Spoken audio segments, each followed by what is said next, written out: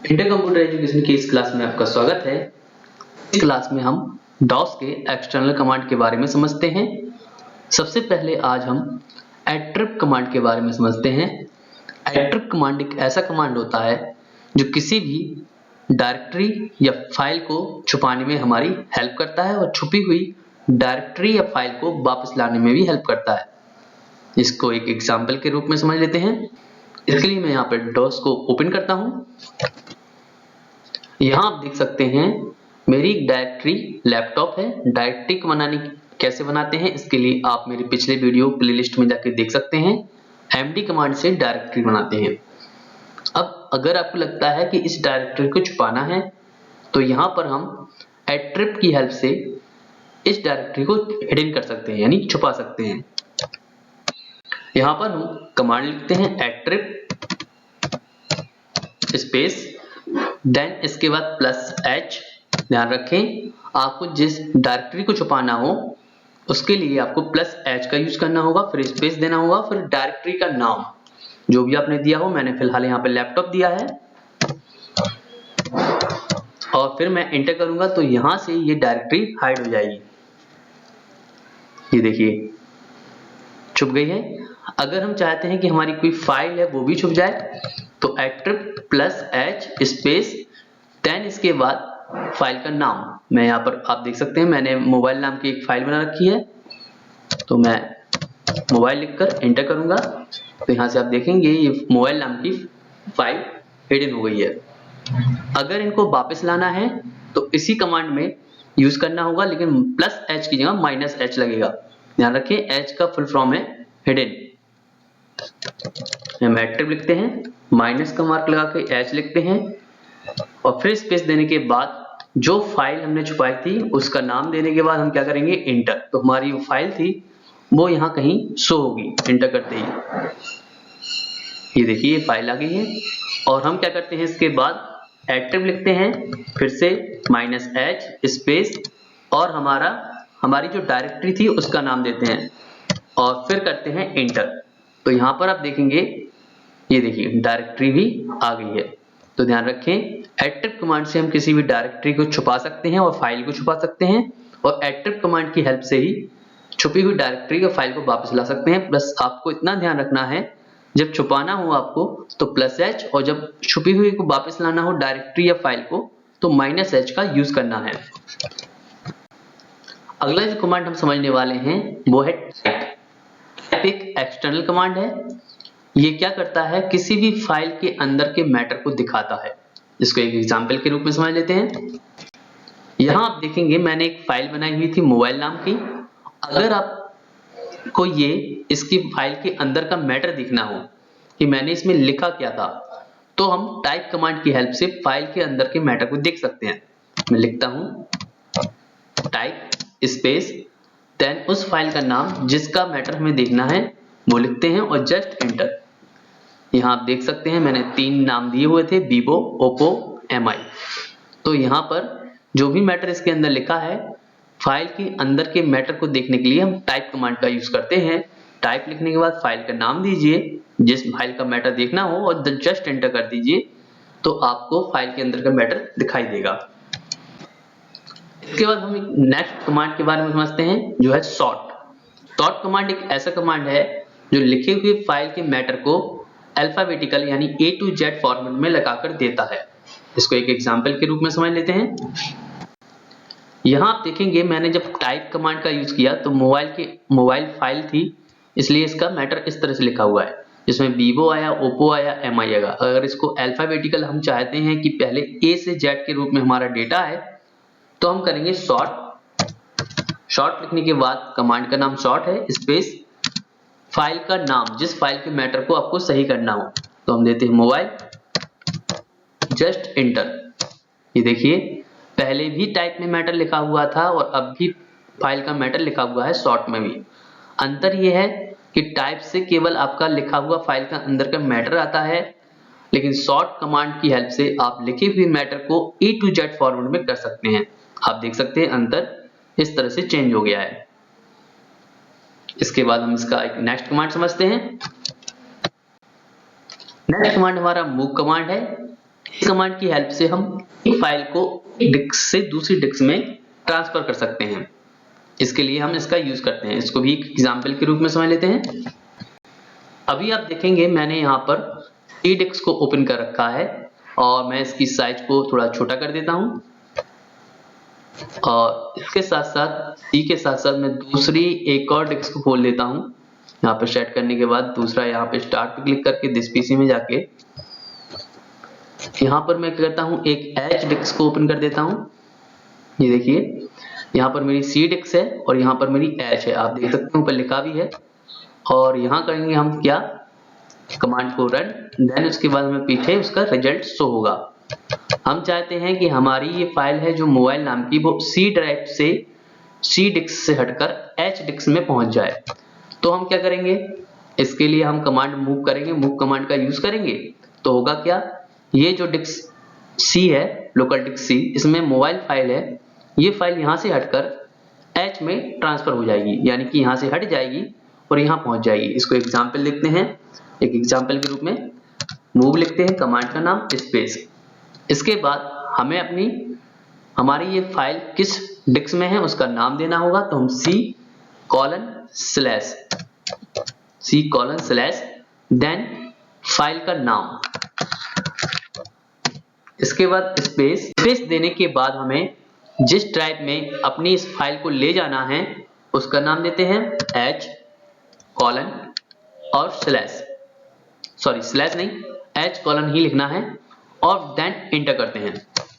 Inter करते ही आप देखेंगे वन फाइल मूव्ड। अब आप देखिए इसमें सी के अंदर मोबाइल नाम की फाइल नहीं मिलेगी आपको, लेकिन एच ड्राइव के अंदर आपको मोबाइल नाम की फाइल दिखाई देगी। तो इस तरह से हम एक फाइल को किसी भी दूसरी डिस्क के, लोकल डिस्क के अंदर आसानी से ट्रांसफर कर सकते हैं मूव कमांड की हेल्प से।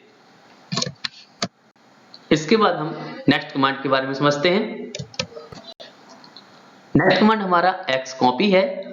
xcopy कमांड मूव कमांड से थोड़ा सा अलग है। मूव कमांड एक डिस्क से दूसरी डिस्क में फाइल ट्रांसफर करता है, लेकिन xcopy किसी भी फाइल को जिस डिस्क में हो उसमें तो रखता ही है, साथ में दूसरी डिस्क में भी ट्रांसफर कर देता है। यानी कि ये एक तरह से जेरोक्स कॉपी कहलाती है, जैसे हम बोलते हैं नॉर्मल वे में फोटो कॉपी।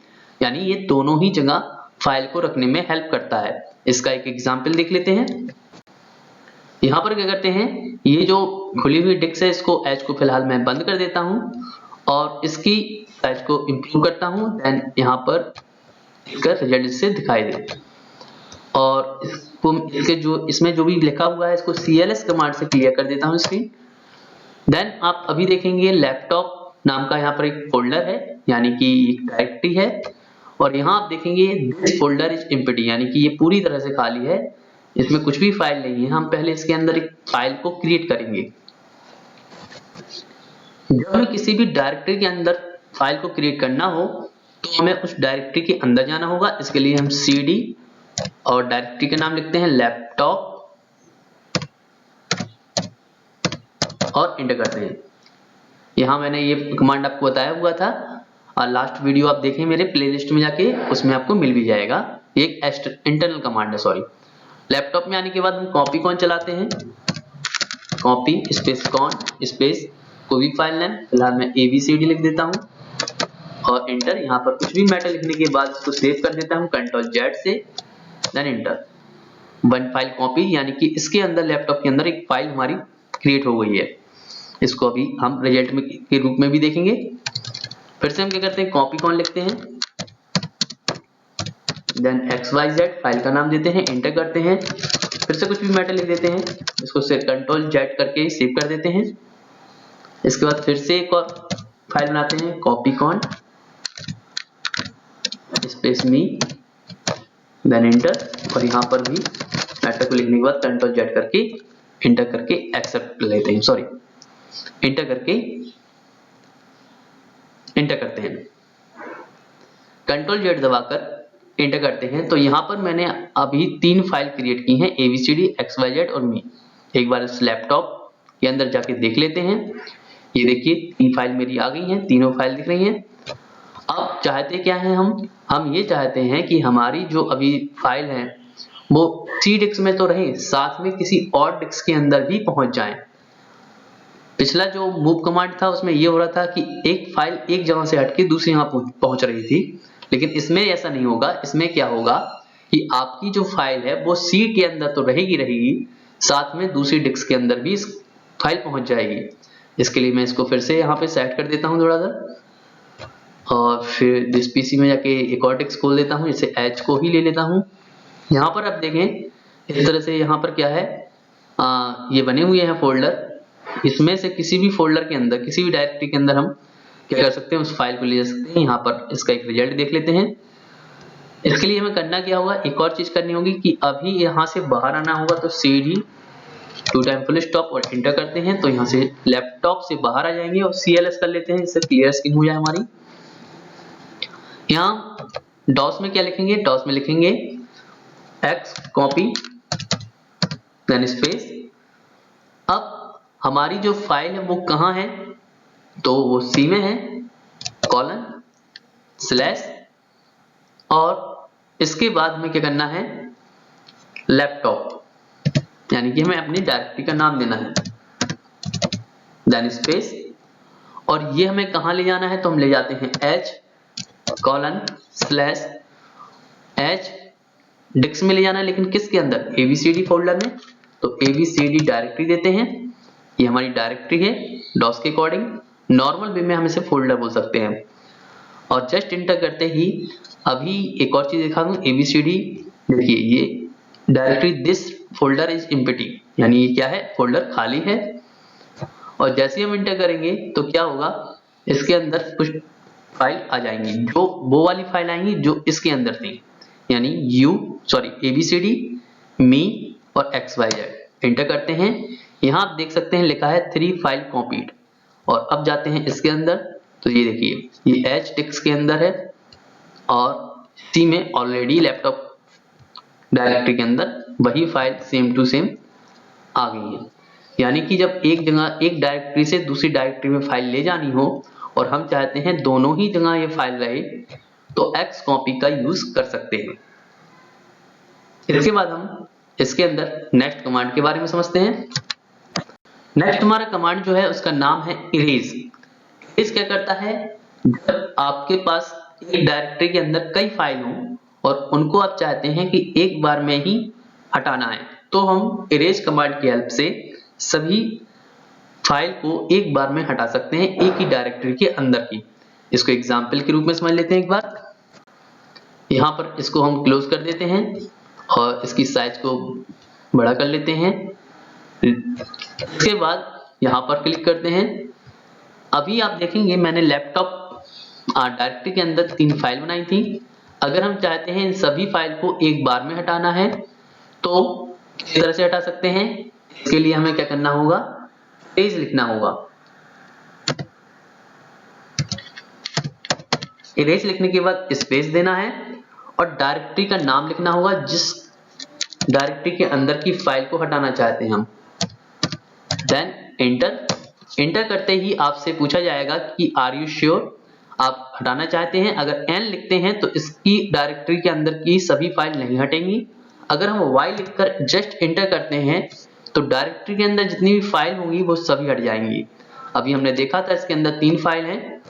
यहाँ पे क्या करते हैं, हम y लिखकर जस्ट एंटर करते हैं। यहाँ पर इसका हम रिजल्ट देखते हैं। लैपटॉप डायरेक्टरी के अंदर जाते हैं और ये देखिए दिस फोल्डर इज एम्प्टी लिखा हुआ है, यानी कि इसके अंदर की जितनी भी फाइल थी वो सभी हट चुकी हैं। इसके बाद हम नेक्स्ट कमांड के बारे में समझते हैं। अगला जो कमांड है वो है हेल्प।